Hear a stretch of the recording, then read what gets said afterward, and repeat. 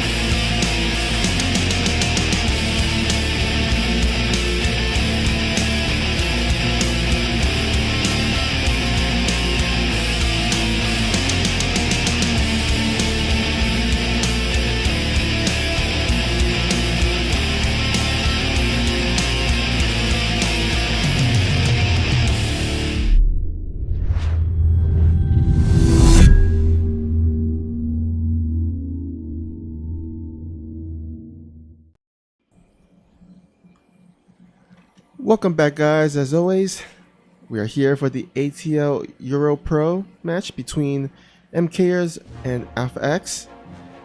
Casting is yours truly, Snoopy, and we are here for week 1. So this is the very first match of the season 14,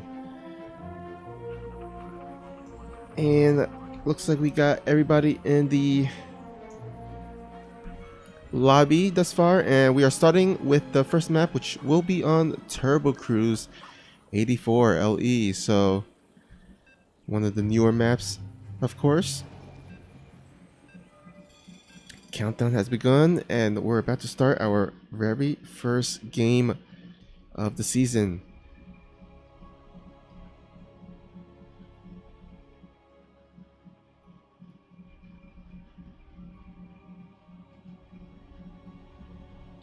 So let me tell you about last season. Last season wasn't too good for us. We didn't actually make the playoffs, but hopefully this time around we will, and hopefully take the #1 spot. Of course, there are a lot of good teams in this season, but it is a limited amount of team. It's not as large as, let's say, the other divisions.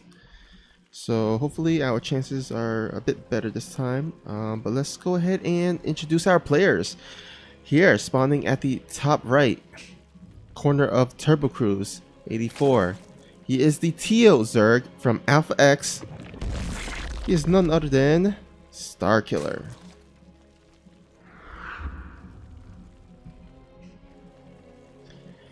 And spawning at the bottom left, it is the Purple Protoss from Team Mkers. It is a Luton. Alright, we got ourselves a PVZ here. Oh, and already Starkiller opening up with some kind of cheese here.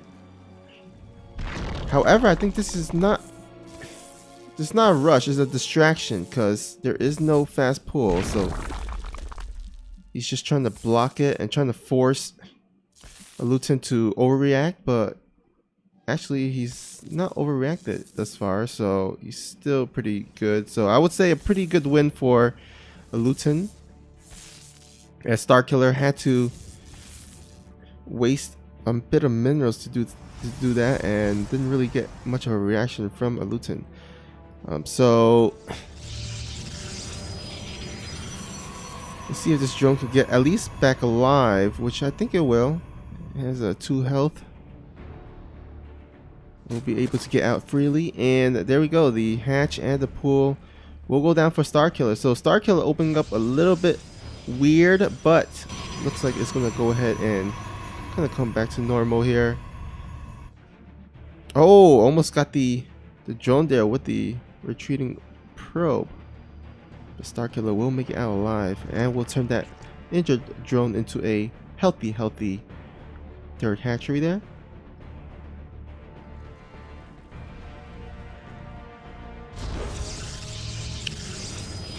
Alright, we shall see what the first tech will be as soon as this cybernetic core from a Luton finishes, but we have Starkiller will be able to go ahead and scout this, or at least not scout this, move his overlord, his scouting overlord, into the safe area.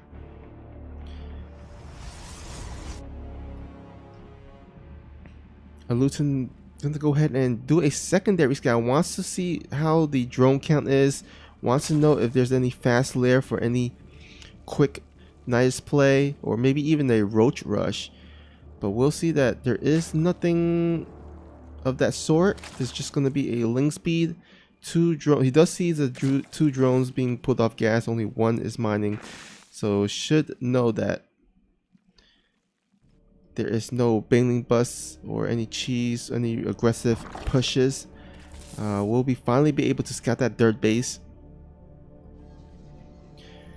And let's see, we do have a Stargate being thrown down by a Luton, and Starkiller has vision of this, so he will see everything. However, scouting it is one thing, defending it is another. You need to execute the correct defense. But in the meantime, we do have a scouting adept. We'll go ahead and scout the drone line. Will he let it finish? Oh, he does actually let it finish. I'm surprised, as there were links on top of it, and this adept will go down without any drone kills or even any link kills. So well done there by Starkiller. A little bit of a mistake there by a Luton, as that just pretty much had no chance as soon as the links got on top of it. And oh, does let the Lings get by. Will scout everything and actually get 2 probe kills. A little bit of a mistake there. Luton kind of faltering in terms of his early game defense. And oh my god, 4 drones. Oh, not 4 drones. 4 probes going down already.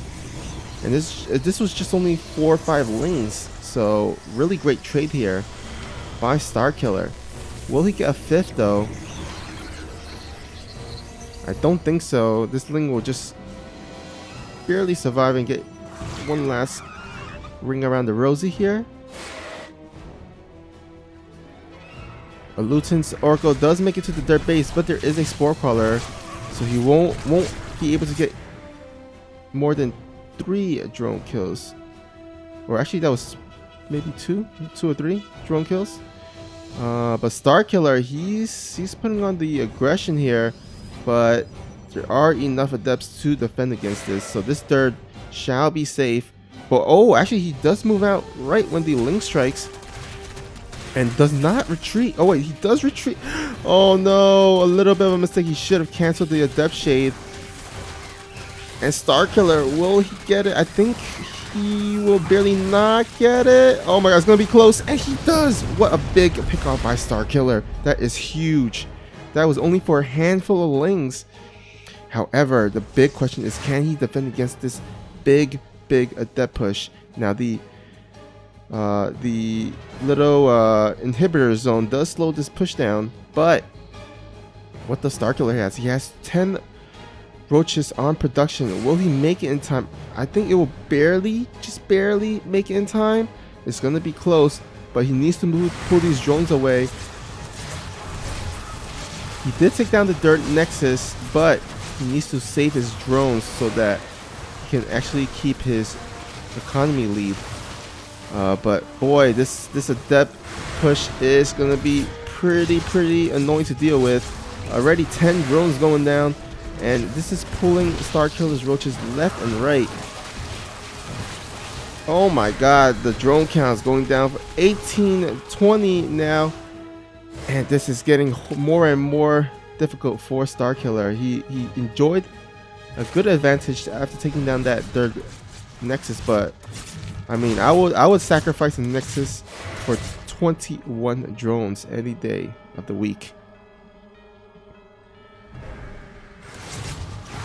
And this depth harass is still not slowed down yet. More drone kills, 25 now, and we'll finally get cleaned up.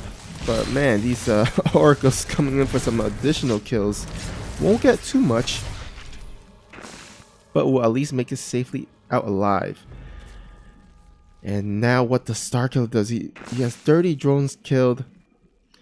He has almost 20 workers down. Does he go for a big attack, or does he play it out?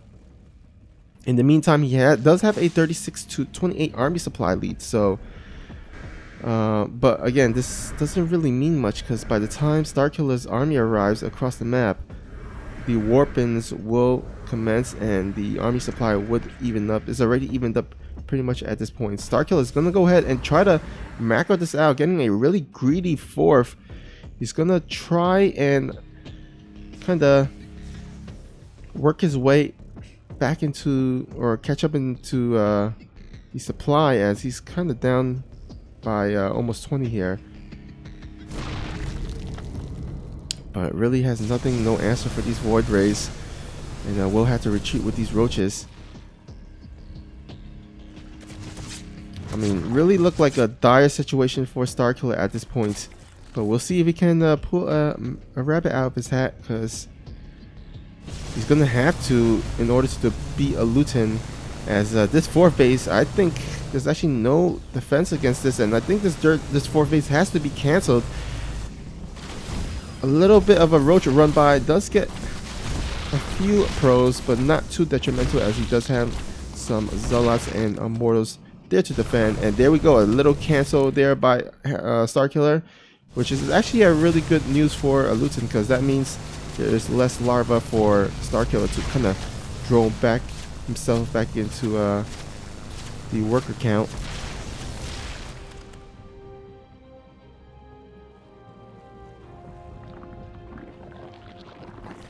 So let's take a look at the upgrades. Looks like we have +1 for a Luton, 0 for Star Killer. He does have +1. Oh no, he doesn't. That's not +1. That's actually the range of the Hydralisk. So no evolution. Oh, there's actually an evolution chamber, but he's forgotten to make the upgrades. But I think at this point he's going to save the gas for the Lurkers, because Lurkers, one of those units where you can, if you amass enough Lurkers, you can, you know, with 1 or 2 engagements, you can actually get back into the game. Kind of like how Protoss, they, you know, once they get behind, you try to go for some DTs and try to get back into the game. So that's what Starkiller is kind of trying to do here, and we'll see if he can. But Luton already has the army composition for those Lurkers. I mean, Mortals, Archons, Storm, those are pretty good against Lurkers. And I don't think Starkiller is going to ever get this 4th base up, because this army is going to attack here on top of it, and he needs those gas from that 4th base to produce the optimal amount of Lurkers. So this is going to slow down his Lurker count. He might as well just go for this one, but this is actually already a force of Zealots, forces charge lot here are ready to pounce. And we'll try to get into the 3rd base, but there's the army position by Starkers already there. We'll be able to defend this, no problem. But the real problem is this force at the left side. Storm, is Storm done? He's actually doesn't have Storm. I think he forgotten Storm. He doesn't have it. Okay, he just realized that he's producing the Storm on the production tab. But already here, he's got the fleet beacon done, or at least on the way. So he's got the answer for any potential Broodlords that's coming, but instead the Starkiller, he doesn't have enough resources for Broodlords. He's going for Lurkers at this point. And there we go, 5 Lurkers morph in here. And oh, we actually have a Nidus Worm. I like this play, because with the inhibitor zone on this map, it slows down the Lurker push. So might as well try to get the Nidus in the main base, hopefully get some positioning at the ramp area, make it difficult for a Luton to get up the ramp. But does he have any vision? I don't think he has any map vision here in the main base or the natural. Nope, he doesn't have any vision there. So I'm not sure what the Nidus is for.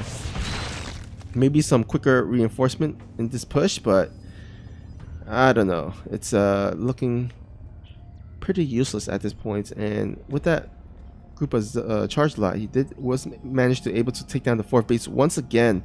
The 4th hatchery is never going to see the light of day at this game.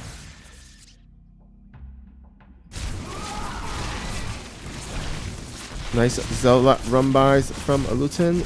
We'll be able to take out some units, but the main battle is at this bottom area of Luton's base. Nice little Storm there, does weaken a few Hydralisks. Starkiller managed to defend against the charge lot run by, but oh, getting caught off guard here in the inhibitor zone, and we'll have to force some Lurkers to burrow.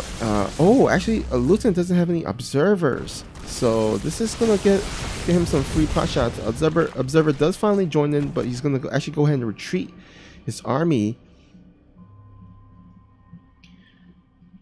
And Starkiller will at least safely retreat here with his little army force.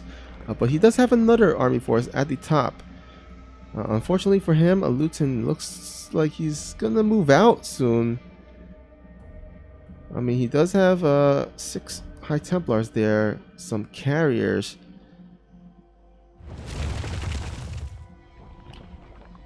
This time around, he will have Observer in his army and will be able to get on top of all these Lurkers. Oh no, Starkiller moving his army at the last minute, at the last second, was not able to defend his Lurkers, and all his Lurkers, the saving grace there, all obliterated. He was too distracted by the Zealot run by at the 3rd base. But with no Lurkers, with so much Immortals and so much Storms, even some carriers, I think this pretty much spells the end of Starkiller. Unfortunately, his little hatchery play at the beginning does not work out, and Luton will manage to take game number 1 of this best of 5 series.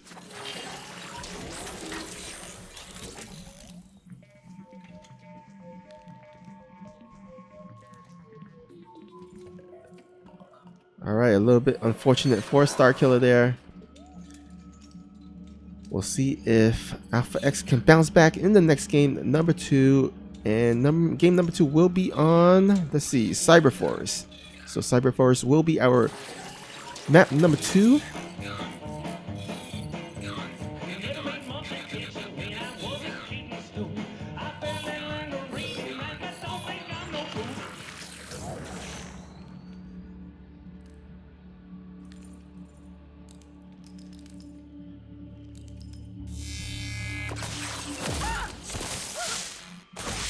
Alright, so while we get the lobby set up, let's go ahead and let's actually take a look at the group and the teams involved in the Alpha Team League Europro division.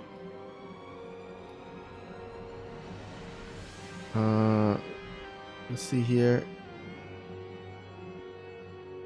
Alright, so let's go down here. Oh, actually, 1 second.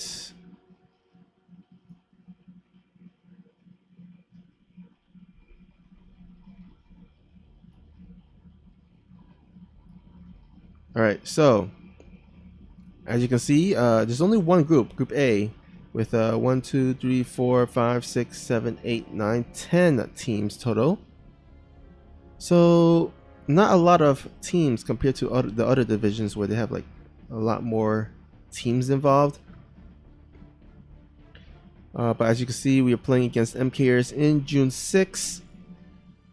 And then Alpha X will play against E-Punks in June 10th for their week number 2. Mkers will face against Wolf's Pack at June 10th.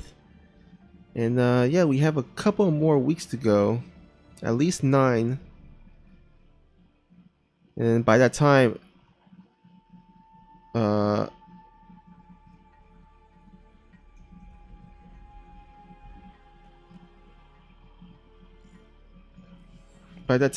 we will have the playoff seeds. I think with 10 teams, we're gonna have maybe 4 teams only advancing to the playoffs, I would presume. I don't see the admins making it 8 teams. But anyhow, let's get back into the game here. Countdown has begun. We're about to start game number 2 here on Cyberforce.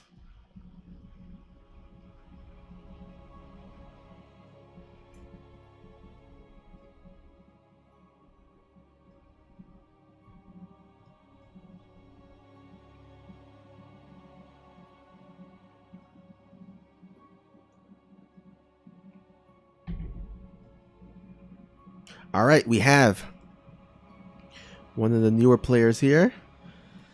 Spawning at the top, or the bottom right, actually, we have the green Terran player from Alpha X. He is Vindicta. And spawning at the top left, we have the blue Terran player from Mkers. He is Wooded Microbe.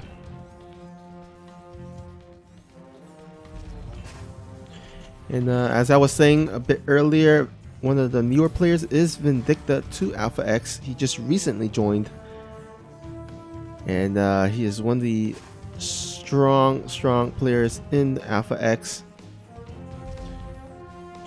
He's around 6k around there, 6k MMR around there, give or take a few hundred MMRs. And of course, a long-standing member of the StarCraft 2 community. I think most or a lot of people have heard of him, his name at least, at the very least. Hasn't been able to take down any major StarCraft 2 tournaments, but definitely a force to be reckoned with in these amateur type team leagues and the amateur or semi-pro rather team leagues and semi-pro tournaments.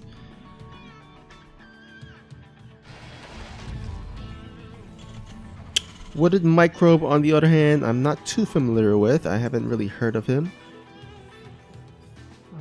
But anyhow, you know, recently I've noticed that we've encountered Mkers a bit. Mkers, one of the European teams that has actually a really stacked roster. They have players like Showtime. I think they have Nurture as well. Really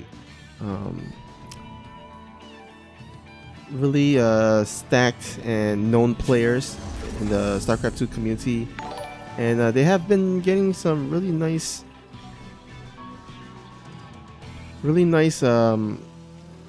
results as of late. We actually have encountered them recently in a few finals. So first it was the ATL Africa TV Cup. I believe Mkers won that in the finals against us. However, we actually got our revenge yesterday in the OSC Team Championships 2018. That concluded with us winning the finals against Mkers. And then in the last season's ATL Pro, America's Pro, I believe, we did win against Mkers in the finals. So a bit of back and forth, a bit of rivalry against Mkers as of late. Kind of reminds you of the Lakers, Los Angeles Lakers and the Boston Celtics of the 80s, kind of facing one another constantly in the finals, going back and forth, trading wins and losses. And if we keep facing them in the finals, I think this could be a really good team rivalry between the two teams. Thank you, Sniper SC, for the host. Thank you also for reminding me of putting the scoreboard here. 1-0. Sorry about that. Best of 5. But anyhow, let's get back into the game here. We kind of missed a lot of things. TVT here on Cyber Forest.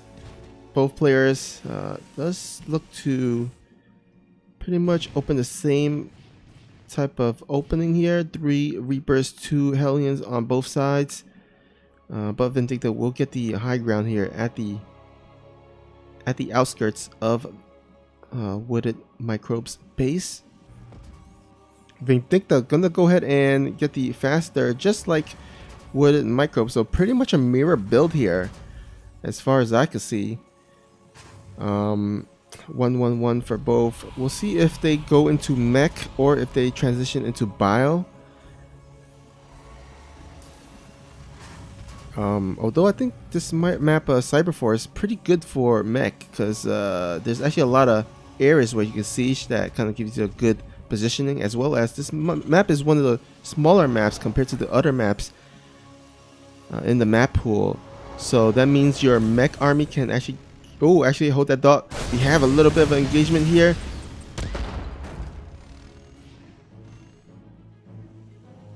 Unfortunately for Vindicta, he does actually lose a Reaper, despite Wooded Microbe going up the up the ramp here.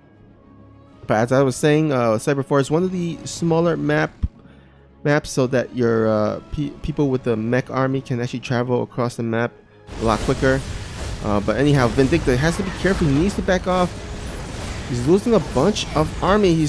Will he get that Reaper? He does get that Reaper, but at what cost? He kind of sacrifices last Reaper and Hellion for it. And now Wooded Microbe with at least a good army lead in terms of the quality. Of course, Vindicta does have a small army supply lead, but with only Marines, which is a lot less sturdy compared to Cyclones and Hellions. And now with 2 Ravens out for Wooded Microbe, He might actually go for an attack, but actually Vindicta has 2 ravens of himself, so, and with the tank I think he should be safe. Nice army positioning by Vindicta. And at this point, both players are content with just Mkers securing the third. Vindicta with a quicker third establishment here, but just slightly. We'll immediately get those gases, while Wood and Microbe will start trying to mine the mineral lines before saturating those gases. And look at this kind of army spread by Vindicta. He's kind of spreading a lot of his army in the dark areas, getting some map vision, and this is really nice for him because this is one of the maps that doesn't actually have a watchtower. And look at this random supply depot. Oh my god.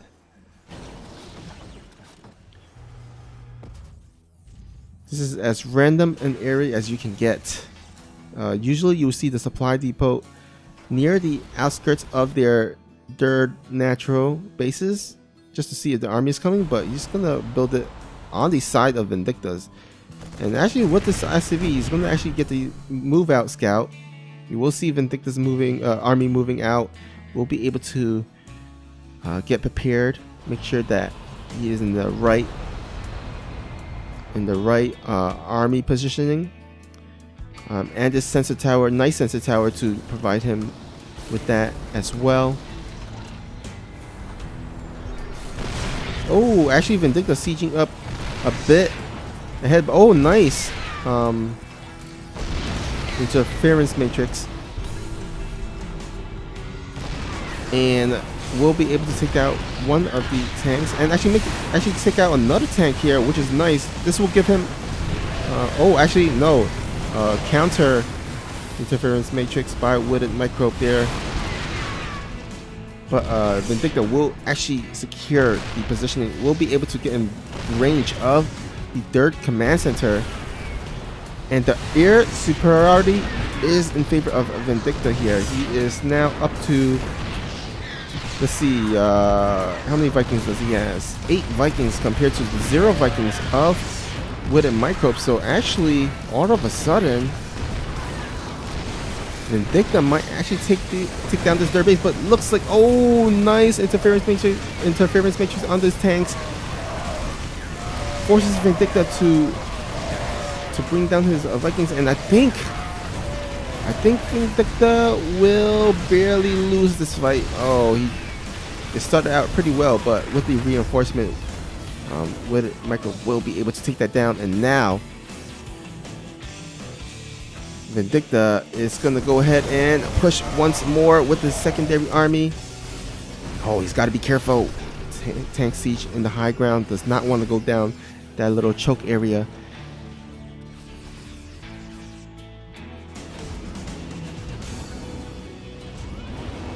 And now we have a doom drop by Wooded Microbe. Unfortunately for him, he's kind of dropping towards an area where there is a sensor tower. So Vindicta will have a few seconds to respond to this. Actually, he's already got some nice defense here. Nice turret ring. Will deny this. So nice defense there by Vindicta. And but that drop does force Vindicta to kind of retreat his army, and now he's going for his own doom drop. Oh boy, we have a bunch of doom drops going for both players. A nice little Liberator run by here. We'll be able to siege up. Doesn't look like there's much turret or marines to defend against this. Let's see if Vindicta does respond quickly. He does pull the SCVs, so nice quick response. And now we have Vindicta dropping into the production buildings of Wooded Microbe.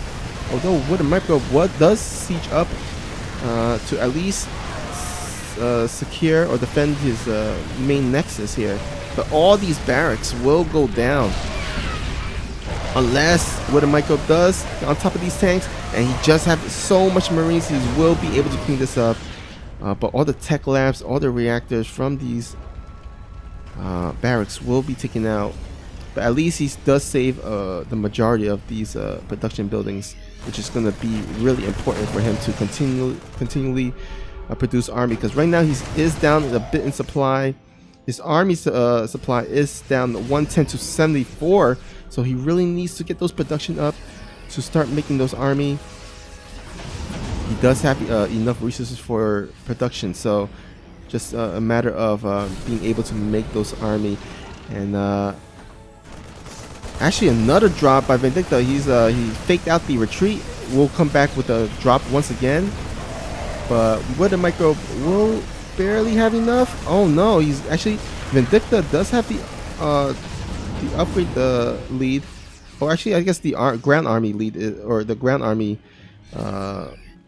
upgrades are pretty even. He does have Vindicta does have a +1 air upgrade. Or actually, no, that's the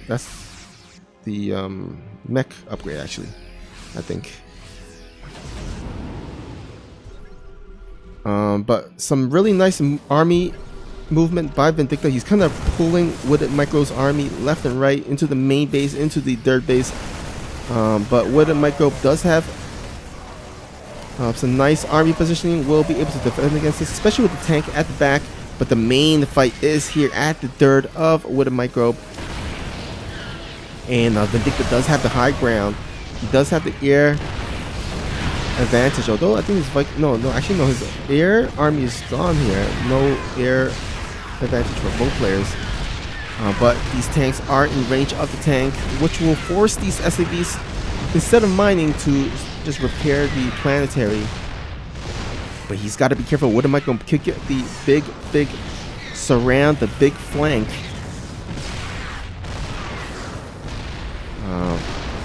But I think Vindicta, he just gonna have enough tanks to barely take this down, or at least keep Wooden Microbe from mining.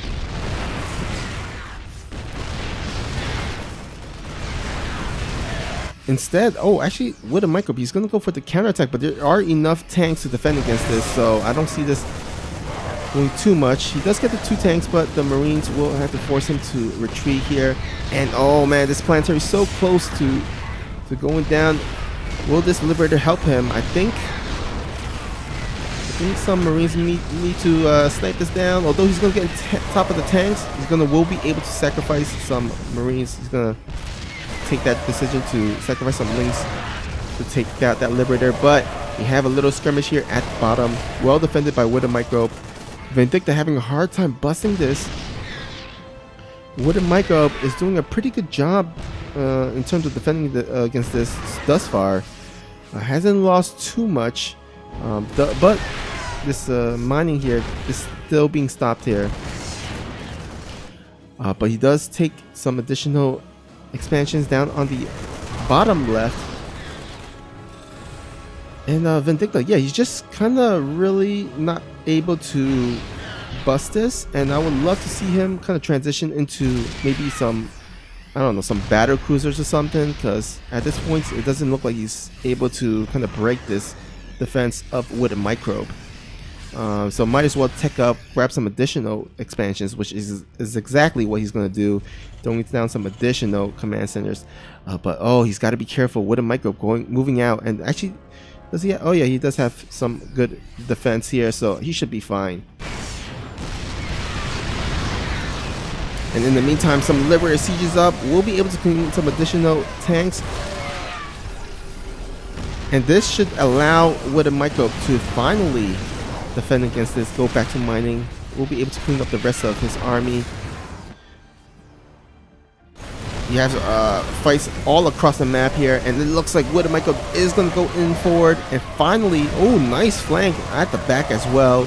We'll be finally be able to clean this up.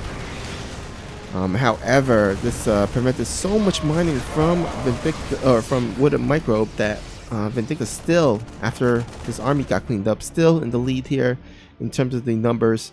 Workers in favor of Vindicta, army and total supply still in favor of Vindicta.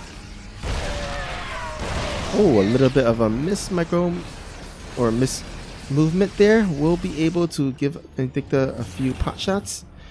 And now Vindicta, he's going to go in for the kill on this planetary. He really wants to take down this planetary, but We actually have an awkward situation where both players just pass by one another, and the army is kind of. We might actually have a base trade here.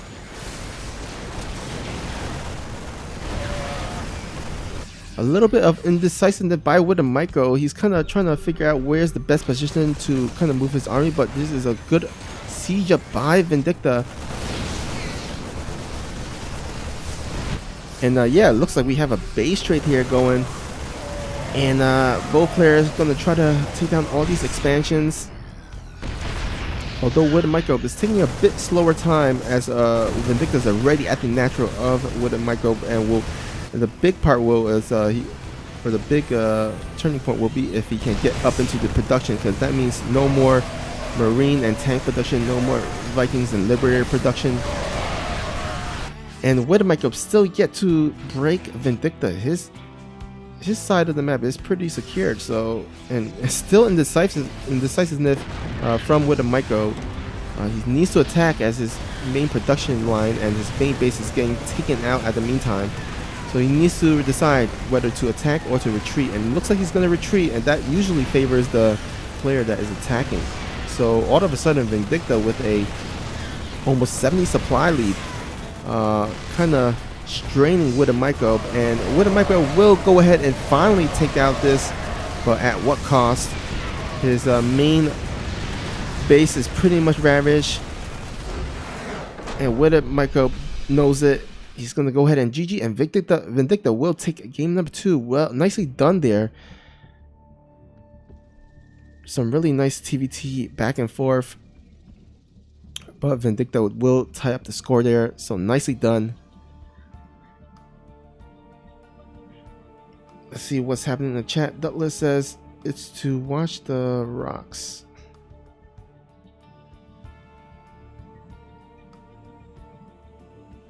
Okay, let's see what's our next map here. Excuse me. Next map, it will be on. Sorry, let me get a drink here. Losing my voice, just woke up.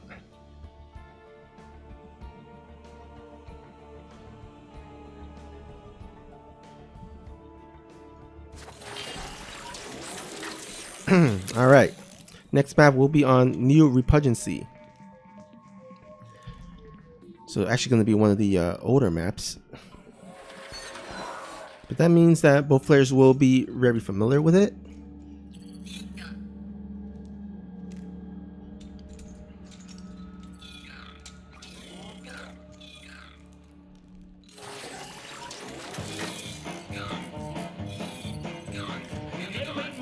Alright, looks like we're up to 13 viewers. Thank you guys for tuning in thus far. We are tied 1-1 in this best of 5 series.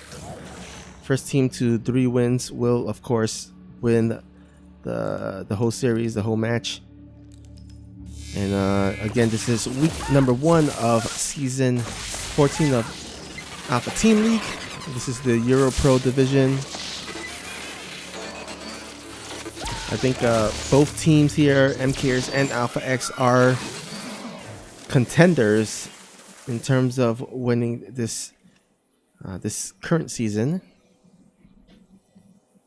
because I think both teams are pretty stacked and has a really nice roster. But always nice to get a good head start, a good start to the season. So that's exactly what both teams are striving for, to get this first match win under their belt, start the season off right.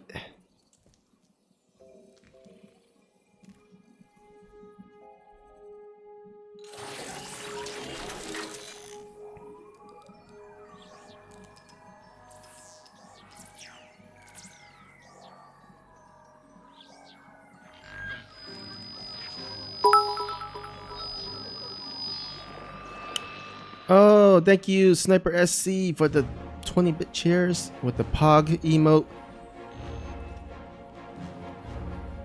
Sniper SC loves the play of Vindicta, it seems. We'll see if Australia here can keep up the momentum for Alpha X, or will Zippy reclaim the lead here, or not reclaim, but take the lead here. A 2-1 lead, which will give whichever team the match point.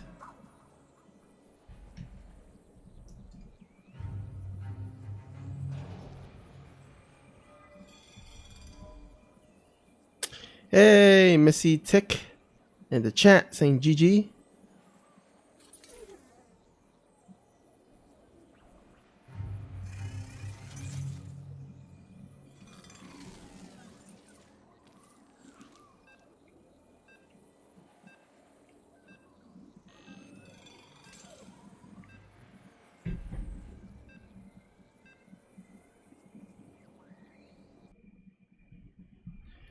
All right, game number 3 underway here.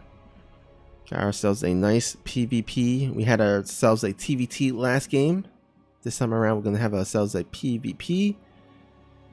And the map will, of course, be on New Repungency LE.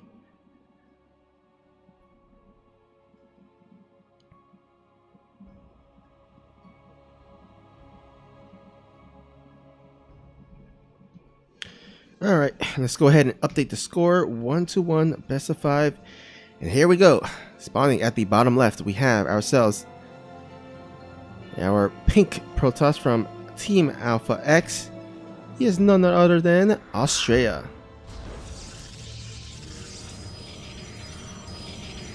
And here at the top right, we have ourselves yellow Protoss from Team Mkers. He is Zippy.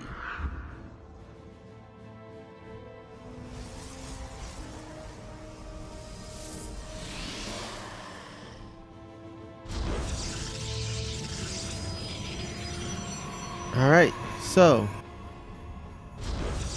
PvP here. Looks like both players deciding not to go for Cannon Rush. And usually we will see the action pickup once the tech of choice is revealed. Of course, the standard opening here, of course, is 2 gate. I think pretty much almost every Protoss, unless the map allows you to go for like a 1 base build, usually Protoss will go for a 2 gate opening, of course, because you can make 2 adepts. 2 adepts does 1 shot a probe, so that's a nice opening. Or just stalker openings, or maybe a stalker sentry opening where you get the hallucinated scout from the sentry, get some scouting across the map, see what your opponent is doing, and then respond to it. In PvP is kind of sometimes a game of scouting, or almost always a game of scouting. You want to see what your opponent is going for and counter for against it, because sometimes in PvP you can pretty much die to a build order just off the bat, a blind counter build order or something. So you want to make sure you don't lose to that. You want to make sure it's not a warp prism with 3 gateways and a mortal attacking you off 1 base. You want to make sure it's not Oracle opening or a Phoenix opening, so you can kind of get some anti-air, get that shield battery in the mineral line to defend against that. So sometimes, you know, you just want to make sure you want to keep up that constant scouting, see what your opponent is doing. And it looks like Australia gonna go for the 2 adept opening here, actually going for the 4 adept opening, as he has 2 more adepts in the production tab. Meanwhile, Zippy here is gonna go for a quicker expansion here, feeling pretty safe. Now, New Repungency is one of those maps where you can actually get to your opponent's base rather quickly, so it is a bit risky to take that early Nexus, but not too risky because you can always get the shield battery.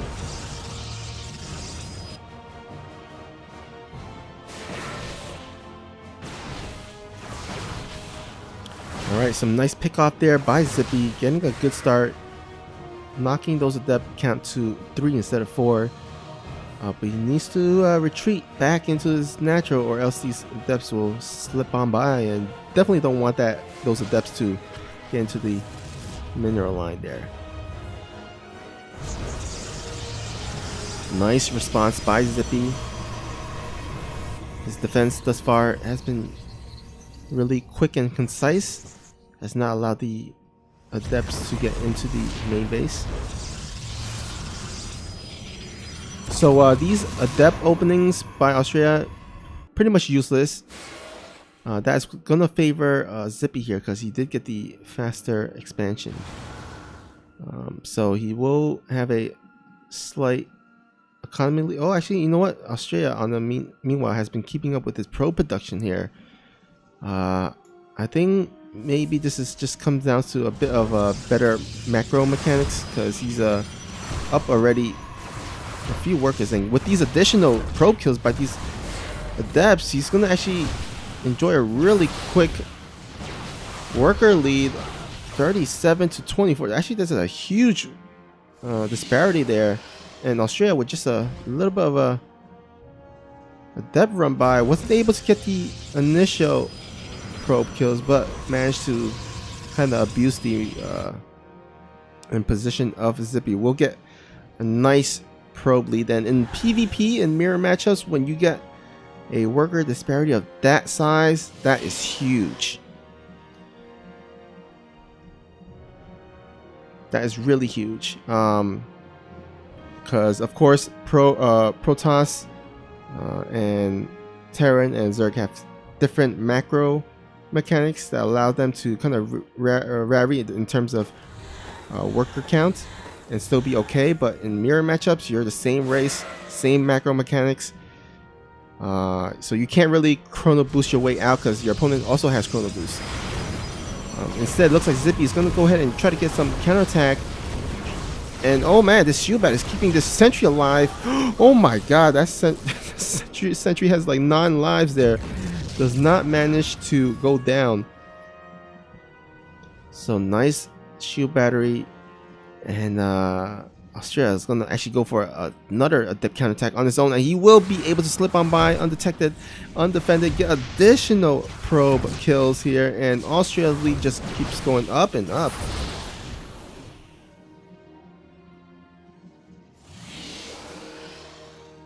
And Zippy is forced to use those chrono boosts on his Nexus instead of his production.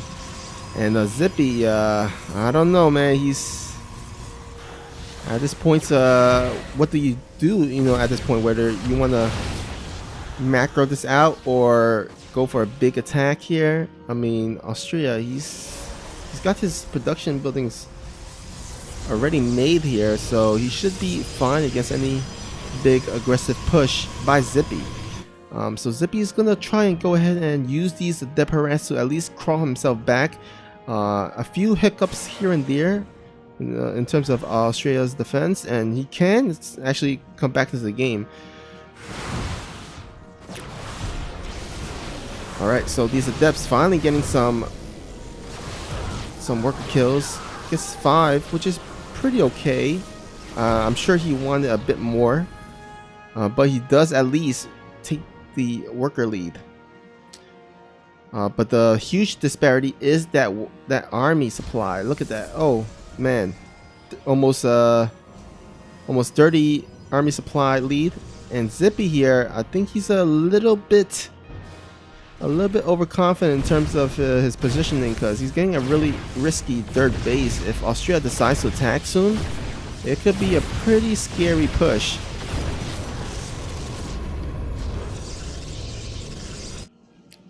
However, it looks like Zippy will be able to at least keep Australia's army back into his side of the map as he's doing these nice Archon harass.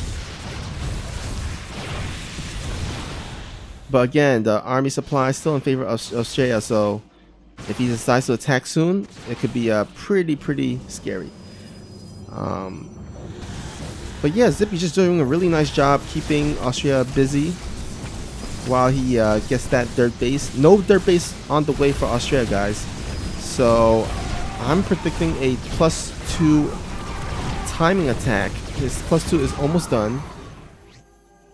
He does see the recall on the War Prism, so I think at this point he can just go walk across the map. And actually, these two mortals making work of this dirt Nexus, actually depleting its shield already.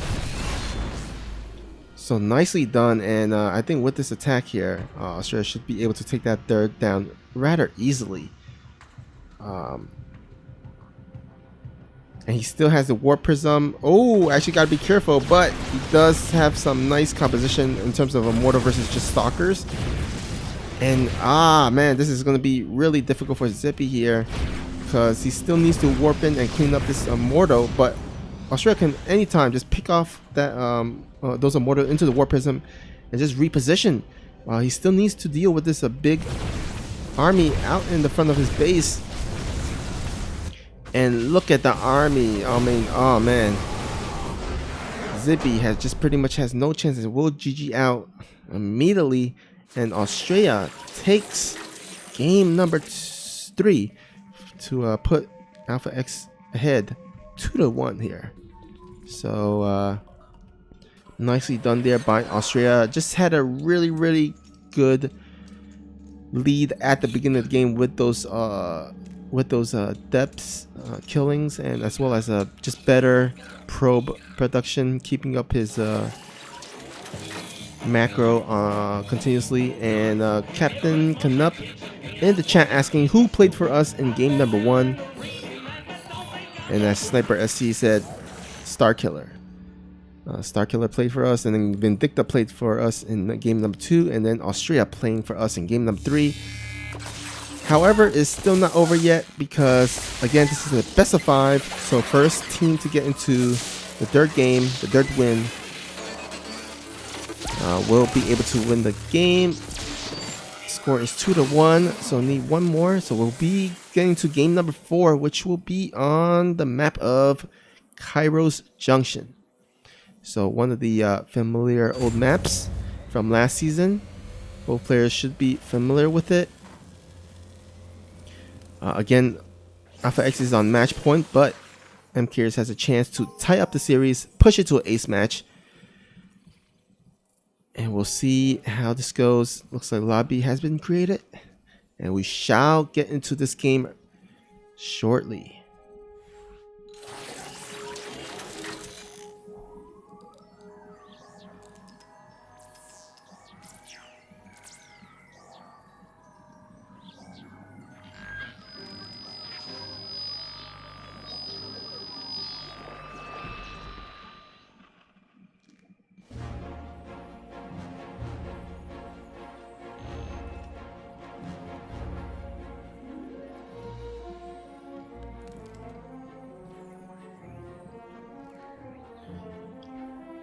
Alright, both teams wants to get this first match win under the belt, get that week 1 win.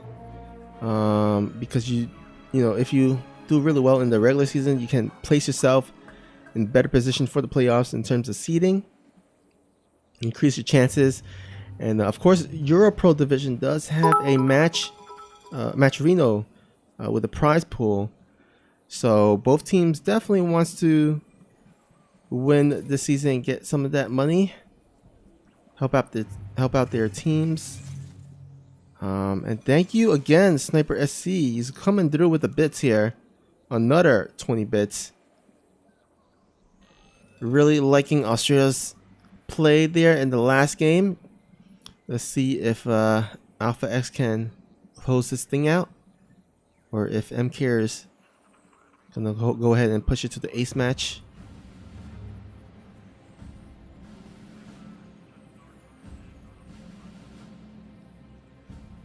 Also want to thank both team captains as well as the players for arriving on time, getting started without any hiccups, and making this event run smoothly thus far.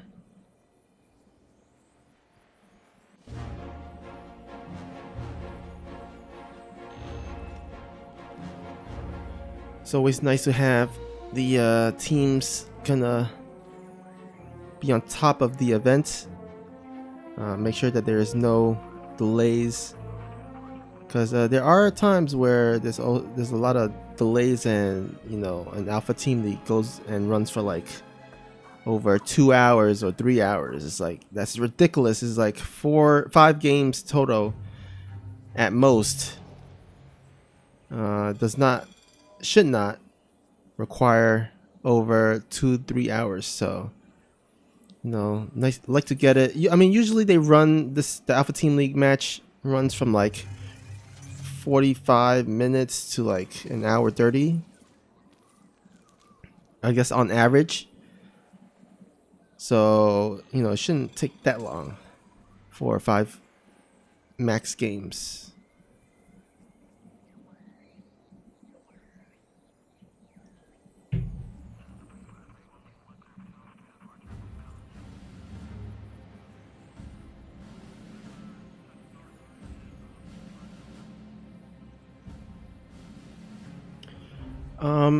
Sorry for a little bit of a wait. We are waiting for Mkers player to arrive.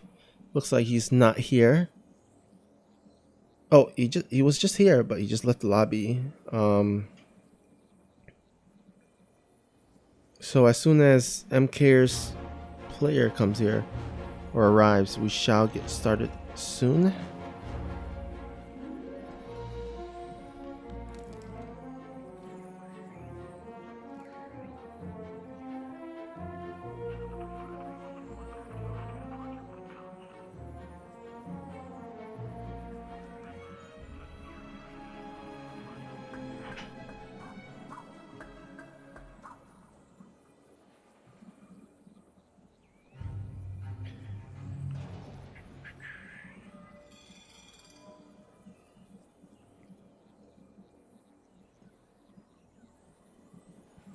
All right, since we're waiting for the players to arrive, or at least MK's players to arrive, let's go ahead once again and take a look at the ATL Euro Pro division here. Again, 10 teams. Looks like Hasu players, the first team to get their first win, as the rest of the... Oh, they had a technical win, so I guess that's why.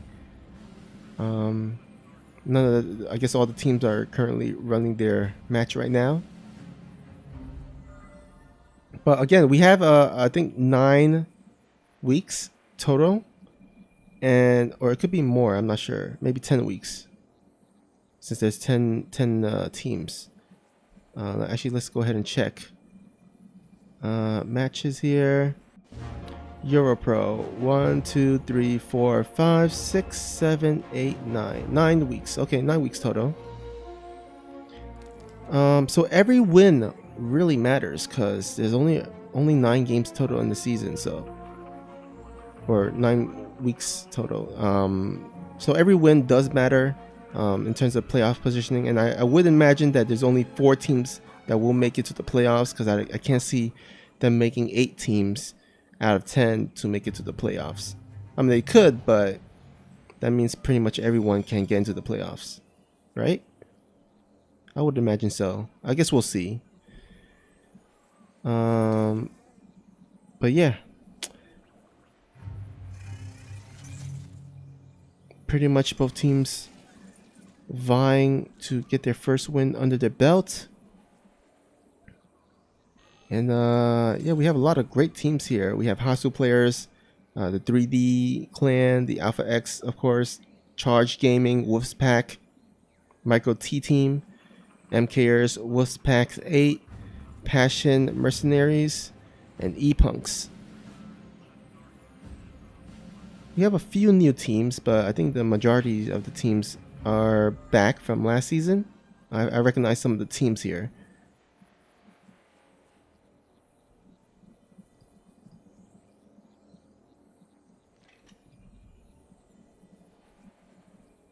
And then let's look ahead into EU Semi-Pro. As you can see, there's like so much teams. Group A, B, C, D.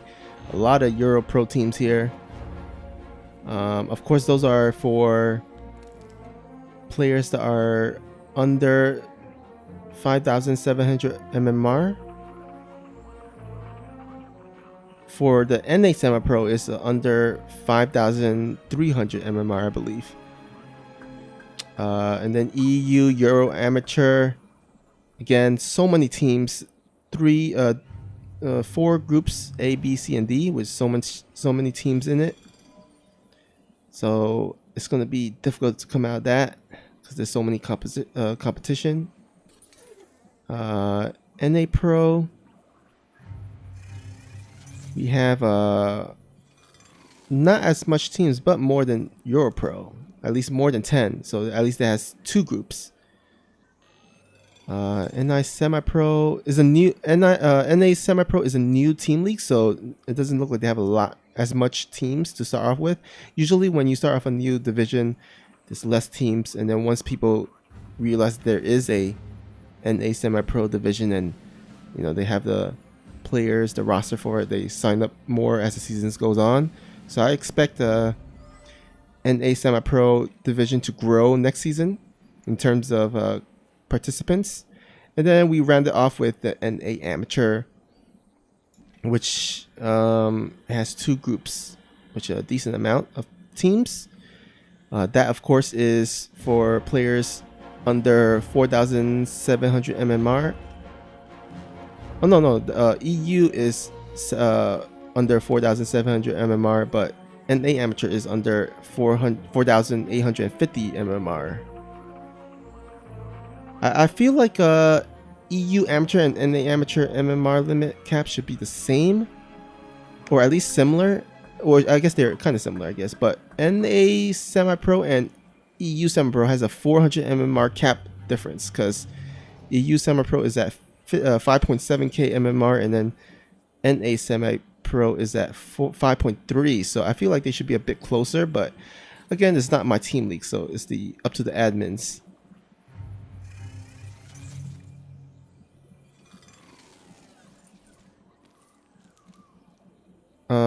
Mkers here looks like they're requesting a bit of a break. They're asking for 7-8 minutes, so I guess that's why we're a little bit delayed here. We're just waiting for their player to arrive. I guess he's playing in a tournament or something. Oh yeah. It looks like their player is playing in a current tournament, so it's like they need a few more minutes to get into the lobby here. So we'll wait for them. But in the meantime, as you can see, a lot of teams in these different divisions. Here in Alpha X, we're competing in all divisions with the exception of NA Semi-Pro. It's kind of difficult to participate in all 6 divisions because there's a lot of events. I mean, we're barely holding it down with the 5 divisions that we're participating in.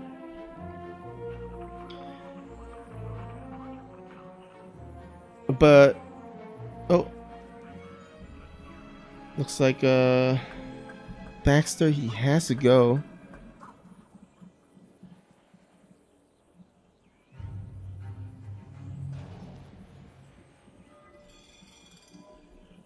Okay, it looks like Baxter unfortunately has to go, so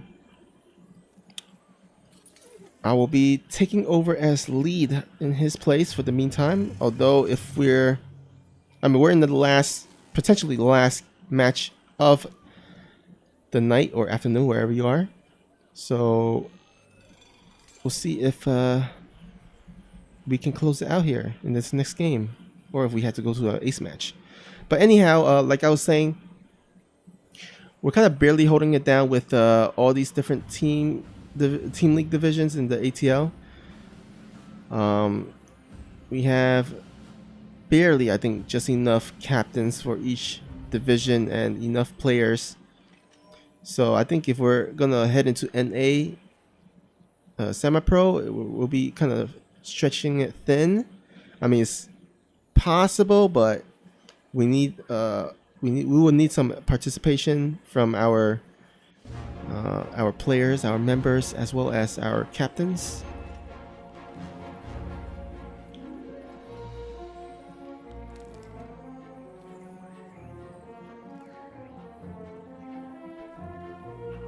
But yeah, I expect that we will not add the NA Semi-Pro anytime soon. I mean, maybe next season, who knows? Maybe we'll have increased desire within the clan to do so, but we shall see. We also participate in other team leagues like All in the Nidus and Choba Team League, so there's different other team leagues that kind of fulfill that desire for competition.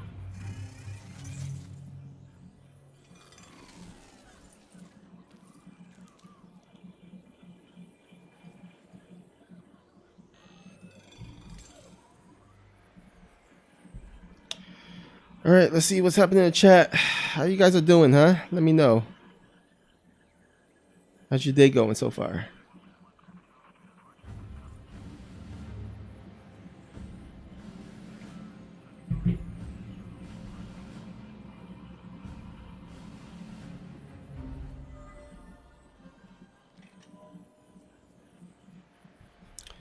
Oh, I guess there's a 2-minute delay, so I guess we'll just wait for your guys' response in the chat.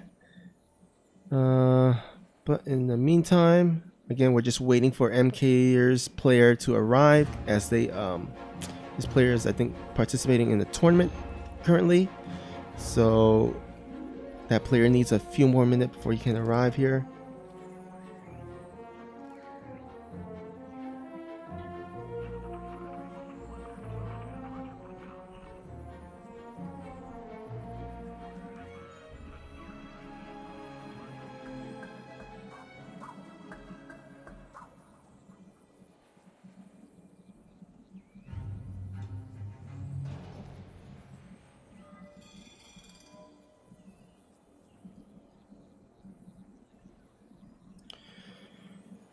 Let's see. As we wait,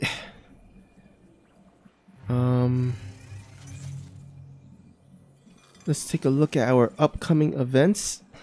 Let me go ahead and pull up the spreadsheet here.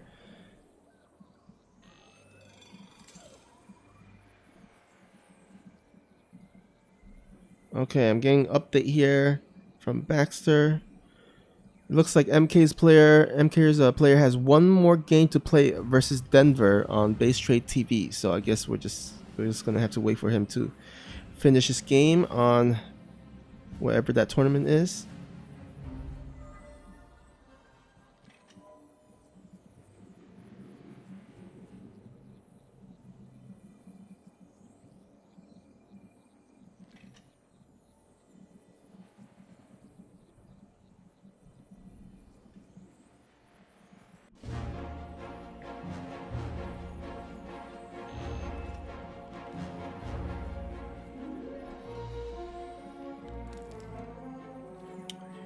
Captain Canup asking or saying he's good. What about you? He's tired. Okay. Yeah, it's wait, why are you tired? What's going on? Isn't something going on making you tired? I mean, what about me? I'm doing good. With the Alpha X Champions Cup done, schedule is a lot freer in terms of casting. So I'm looking forward to at least casting some more ATL events. I think, well, for sure, ATL Team League events are my favorite to cast because they're so much shorter than the other events to cast. Chobo Team League, you have to cast like 7 or 8, 9 games. Takes a while, and then in the tournaments that we cast, like the MVP Cup, the MVD Cup, and Champions Cup, they take so long, like 3 hours or more.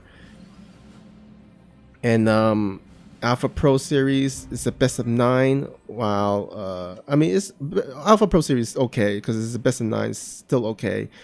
Team leagues usually are all kill format, so they can sometimes be okay and sometimes take too long. But with Alpha Pro Series, it's just 5 matches total, really quick. Again, it could take as slow as maybe 40 minutes, 45 minutes to like an hour 30. So those are, it's really quick, short events that, it's not too long. So it's like my favorite to cast. So I'm happy that ATL season is back and running, so that I could just cast those events instead of those other really long events. Those can be pretty grueling if they run for too long. OFE saying, any walk over rules or something, or is the player coming?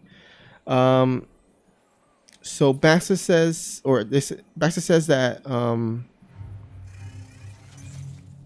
Mkers player, if he's playing right now in some tournament,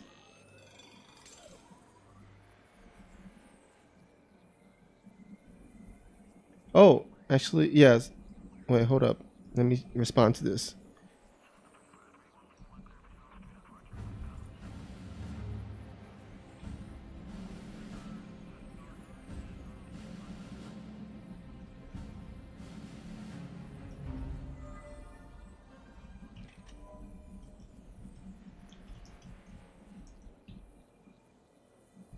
Uh, okay, so it looks like their player has to play another game. So it looks like Mkers is actually forfeiting the last game, which will mean, let me go ahead and update the scoreboard here. So it means that Bio Ice will take the walkover win, and Alpha X will win today's match 3-1 against MKers.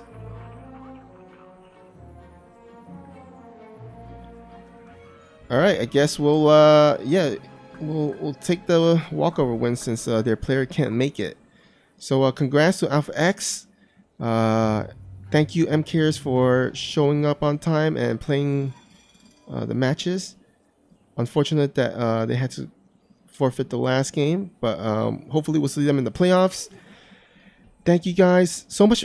Again, sorry for the delay, and thank you guys for tuning in. Let's take one last look in the chat. Captain Canup says we got to cast together sometime, dude. Yeah, man. I've seen you cast a lot of events in the past. Of course, I cast a lot of events in the past as well, and we've never casted together. So it will be awesome to cast an event in the future, in the near future. I've casted with a lot of people in Alpha X, but you're one of the guys that I haven't casted with. So yeah, definitely look forward to that, whenever that may be.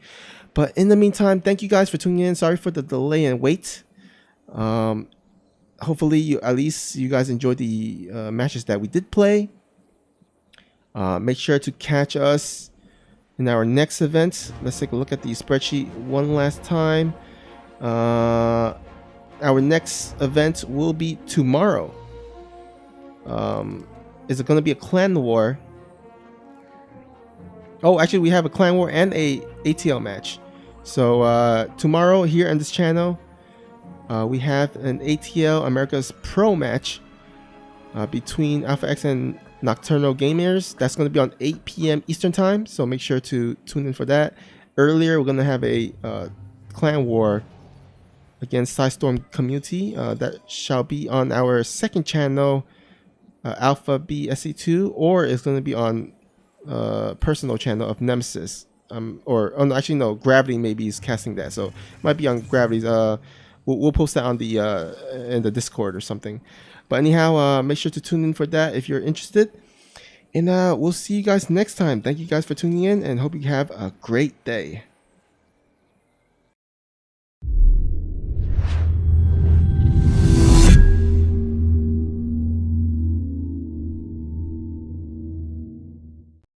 Nuclear missile ready.